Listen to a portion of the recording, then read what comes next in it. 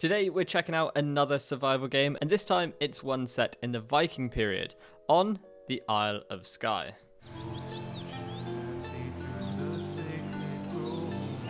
So if you're a fan of survival games and even open world games, be sure to subscribe to the channel and have the bell notification active so you can stay up to date with all things survival. And with that being said, let's jump straight into the video.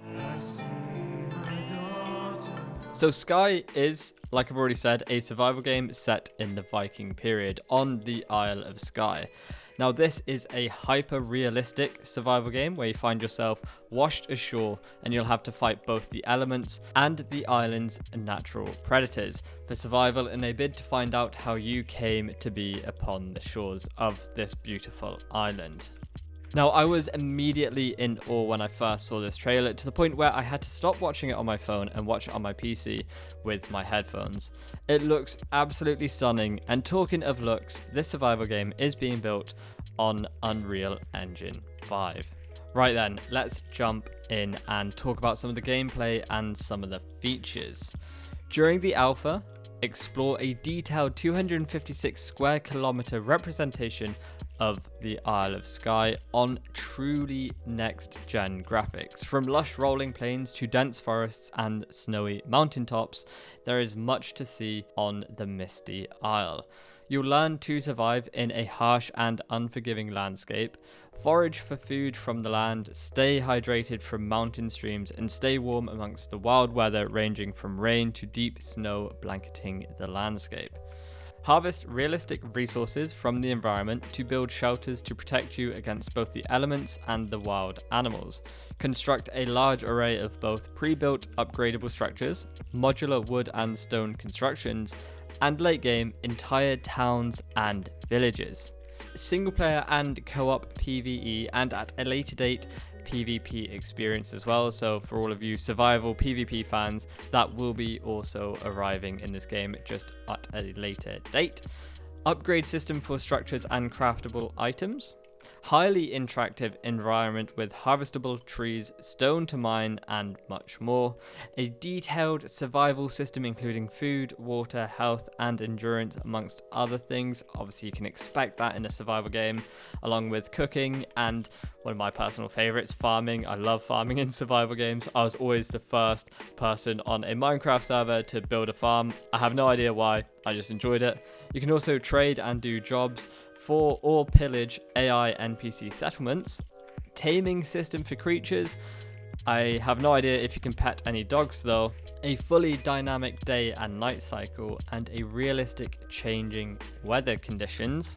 Now this is a really cool one. Temperature changes based on the time of day, elevation, and season, as well as clothing. This is something DayZ does really well, and I love how it's implemented in that game. So if it's anything similar, I'm going to be all over this feature.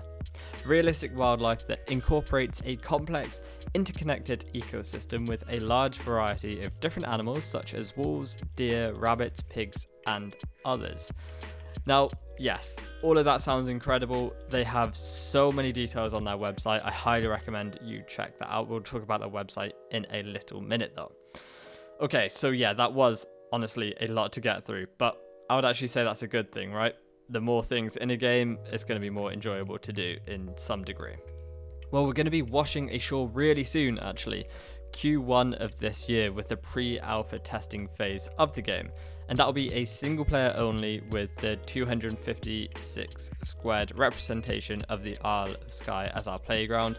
What's really cool is on their website they were actually only working towards a 16 squared meter map, but they've now scrapped that and they've got the fully, well, I suppose, or I guess they have the full Isle of Skye ready to go, because that is what we'll be playing in this fast alpha stage. Beta is slated for Q2 of 2022, and that will bring multiplayer and co-op support as well as more game updates.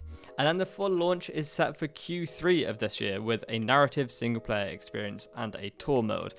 I'm figuring the tour mode will be similar to how Assassin's Creed have done it with our previous games of Greece and Egypt. Now beyond that, there are plans for post-launch content featuring Greenland. So yes, there is going to be more worlds or maps for us to explore in the future and a lot further down the line. Now this game was sort of born in the middle of last year, so they've been working on this for about 6 or 7 months, so it'll be interesting to see how far along it is when we do actually get into this pre-alpha phase. And talking of getting into the alpha phase, if you do want to help support this game and its development, as well as seeing a whole bunch of beautiful screenshots and a whole lot more detail on this game, then I would definitely recommend checking out the official Skye website, and a link to that can be found in the description. And of course you can wishlist this game on Steam. Now in my opinion, like I've already mentioned, this game does look absolutely incredible. Sometimes it's nice to pull away from like the post-apocalyptic survival genre that I'm really interested in and go back in time a little bit and visit other time periods, and the Viking time period is definitely one that does tickle my fancy. Yeah, anyway, I'm really looking forward to this. It already looks really incredible. The trailer does Unreal Engine 5 a lot of justice, and I'm looking forward to jumping into it. And yeah, we should be jumping into that very, very soon. But let me know what your thoughts are in the comments section of this video. I'd love to read them and see what you lot are thinking. But yeah, if you did enjoy this video, leave a like. If not, a dislike. Either way, I do hope to see you all in my next video. Take care and see you soon. Bye bye.